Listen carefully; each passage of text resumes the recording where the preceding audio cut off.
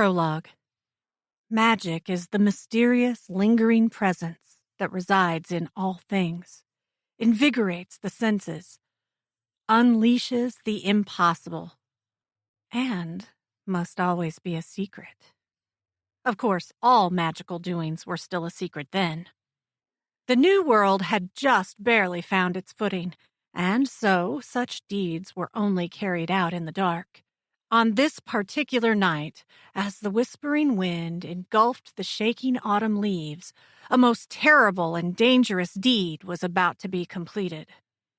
After the villagers' nightly prayers had been made, and while they slept so soundly, the hidden sisters emerged from their cottages, one by one.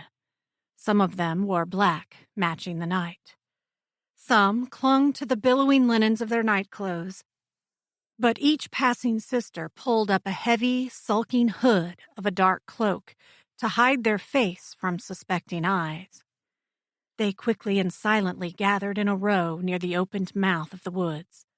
Lanterns, struggling to survive the wind, flickered in their grasp. The sisters exchanged solemn glances as they joined a dreary procession, making its way into the forest. It was a neat line of hoods and lanterns, with one bright burning torch leading the way. The flames licked beside the leader's temple, reminding her of its power.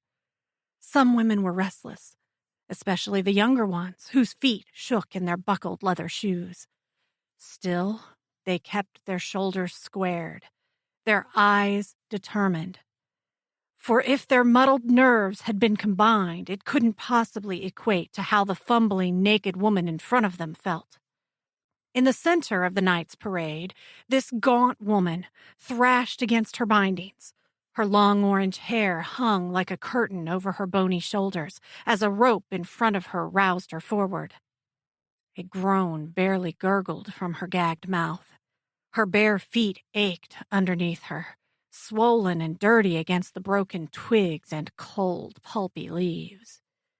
At one point, she had lost her will to fight. The end of this walk would be inevitable.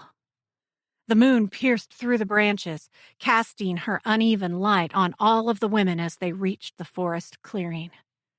The bound woman closed her eyes and let the moonlight shimmer over her one last time in a cool rush. Was the moon as spiteful as the other women that surrounded her? The ones she had once been so proud to call sisters? She looked from the moonlight to the center of the circle her betrayers formed. At some point in time, stray clusters of wood were gathered from this forest, unaware of the purpose they would have that night. She was commanded to sit as they tied her too tightly to a post. Her sea-green eyes glared from under her sweaty strands of hair as that single torch growled back and forth in front of her. There would be no last words, no final rites to grant passage into the next life, not for what she had done. Instead, the leader bent down in front of her, the flames flickering against their faces as the leader gravely said, "May the gods provide you mercy." Without another glance, the torch was dropped. The flames quickly ensnared flesh as the naked woman burned before the others. Smoke flooded into the sky, a pillar of darkness forming.